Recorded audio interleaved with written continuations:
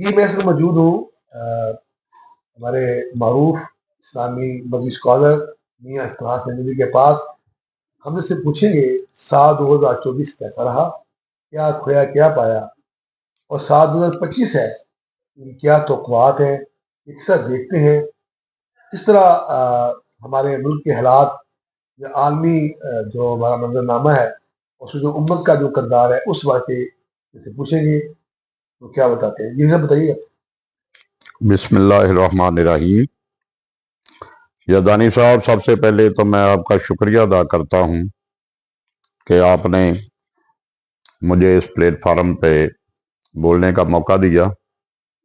تو میں یہ سمجھتا ہوں یہ 2024 جو کہ ابھی ختم ہونے والا ہے, ہمارے ملک کے لیے, ہماری عوام کے لیے, ہمارے لوگوں کے لیے, خاص طور پہ غریب لوگوں کے لیے اور متوسط طبقے کے لیے انتہائی برا گزرا ہے. میں نہیں سمجھتا کہ یہ ہماری عوام کے لیے یا لوگوں کے لیے یہ اچھا گزرا ہو. نہیں, معاشی حالات ہمارے ملک کے اتنے گر چکے ہیں کہ اب اس کے کوئی اللہ کا کوئی نیک بندہ آ جائے جو اس کو معیشت کو سنبھالے.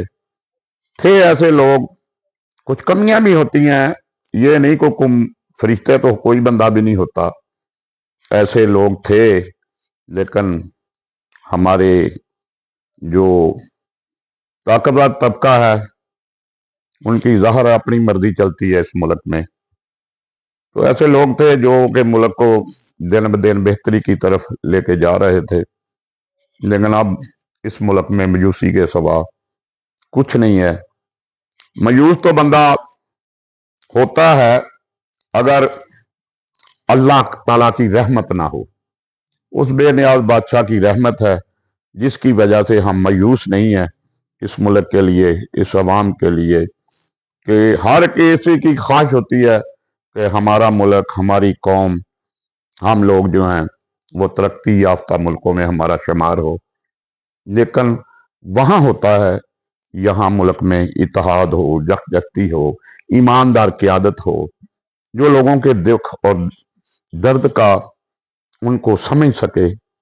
یہاں میں تو سمجھتا ہوں کہ اگر کچھ چند ایک لوگ آئے بھی ہیں اس ملک کی بہتری کے لیے تو انہیں استعماری ایجنٹوں نے, دوسرے باہر کے لوگوں نے, طاغوتی طاقتوں نے ایسے لوگوں کو کام نہیں کرنے دیا گیا, جس کی وجہ سے ہمارا ملک جو کہ ترقی یافتہ ممالک میں شامل ہونے میں کے قریب تھا, انہوں نے اس کو ایسی اس کی جو ابھی دیوار ابھی تعمیر ہو رہی تھی اس کے نیچے سے ایسے اینٹیں نکالی, وہ دیوار وہی گر گئی. اور جو ایسے ہمارے لوگوں نے جو اچھے حکمران آئے تھے انہوں نے وہ خواب دیکھے تھے, ان کو خوابوں کو نیست و نابود کر دیا گیا. یہ سب اگر ہم بات کرتے ہیں سالگزہ میں فلسطین میں جو ظلم ہوا, پھر جو شام میں ہوا, کشمیر میں جو کچھ ہو رہا ہے, تو کیا پاکستان میں نہیں ایسا ظلم ہو رہا؟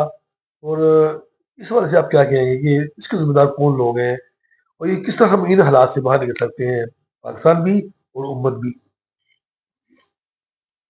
دانی صاحب, میں تو یہی کہوں گا جب تک ہم محمد مصطفیٰ صلی اللہ علیہ وآلہ وسلم ان کے فرمانوں پر ہم عمل نہیں کریں گے, ہم نام کے مسلمان ہیں. جب تک یہ نام کے مسلمان سے ہم نہیں نکلیں گے, اس وقت تک, جب تک ہم اپنا احتساب نہیں کریں گے, اس وقت تک بحث کرنی فضول ہے. لیکن آخر انسان ہے, خالق اکبر نے انسان کو خود مختار بنایا ہے, تو اس کو چاہیے اپنے آپ کو پہلے بہتر کرے, پھر اس ملک کے بارے سوچے, پھر پورے ورلڈ کے بارے میں سوچے. لیکن جب تک ہمارے حکمران صحیح محمد مصطفیٰ کے امتی نہیں آئیں گے, ہم عوام کیا کر سکتی ہے؟ عوام تو ہم تو دعا دے سکتے ہیں نا فلسطینیوں کے لیے. کتنے بے گناہ اس ظالم نے, طاغوت نے, اسرائیل نے ہمارے مسلمان شہید کر دیے. اتنے حکمران, اتنے ممالک ہیں, آنکھیں بند کی ہوئی ہیں.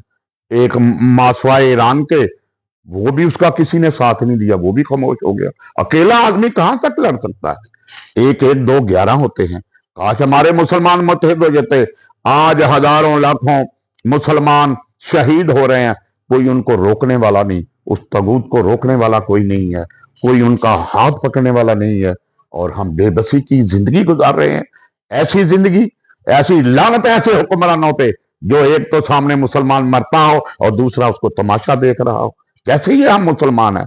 कब हमें ये शऊर आएगा?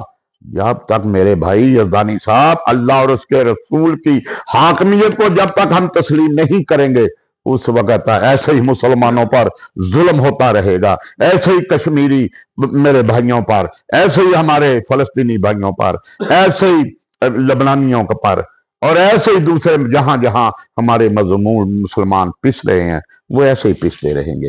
ये सब आपने बड़े दुख दर्द से बात कर रहे हैं। जहां आपने बात की है हमारी हुकूमती जिम्मेदार है, सियासतदान जिम्मेदार है, क्या वहां पर उलमाए कराम, ज़ाकिरीन, मशाइख-उज़्ज़ाम, क्या वो अपनी जिम्मेदारियां पूरी कर रहे हैं? आप उससे मुतमिन हैं? आप वो इस प्रोग्राम से क्या क्या उनको पैगाम देंगे आप? मैं तो ये समझता हूं, अगर उलमाए कराम, ज़ाकिरीन अज़ाइम और हमारे जो मुफस्सर हैं, जो भी जिम्मेदारान हैं, जो इनको जो कि दीन की तरफ रागब है, अगर यही जिम्मेदारी का मुजाहरा कर दें, तो खुदा की कसम ऐसे कोई बात नहीं कि हुकूमत उनका साथ ना दे। जब तक ये हम जब तक हमारे उलमा कराम ये दुनियावी लालच छोड़कर अल्लाह और उससे रसूल की रस्सी को मजबूती से थाम नहीं लेते, उस वक्त तक ये ना उलमा कुछ कर सकते हैं, ना कोई ज़ाकिरीन निज़ाम, ना मशाइख कराम, और ना ही हमारे जिम्मेदार।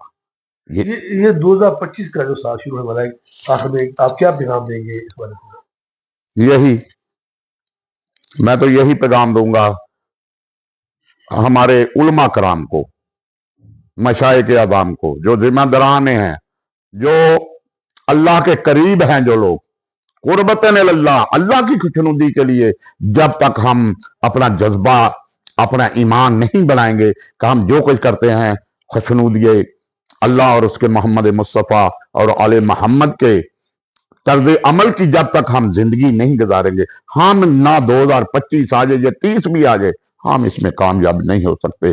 तगूत हमें ऐसे ही हमारा तमाशा देखता रहेगा।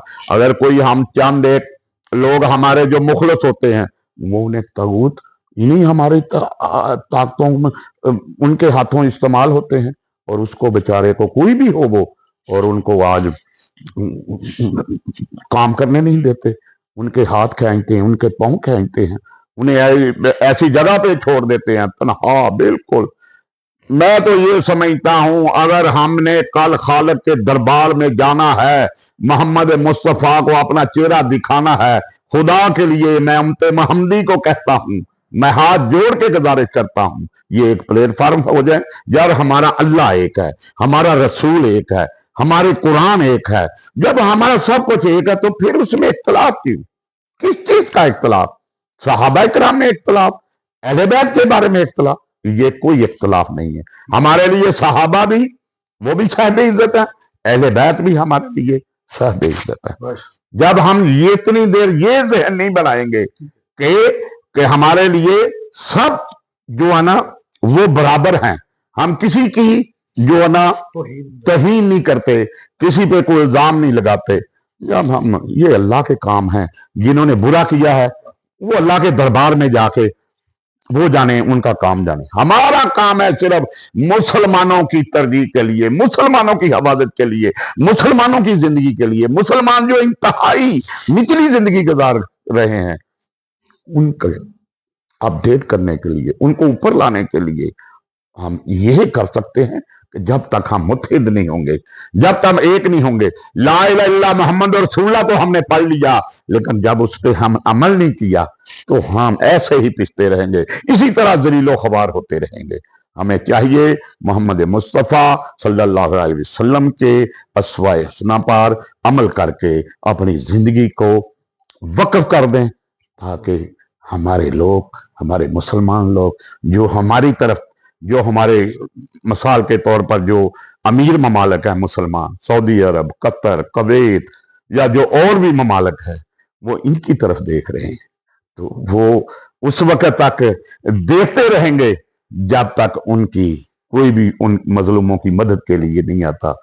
تو پھر مجھے یہ کہنا پڑے گا اگر ہم مسلمانوں نے مدد نہ کی تو پھر اللہ تعالیٰ نے تو غیبی مدد بھیجنی ہے۔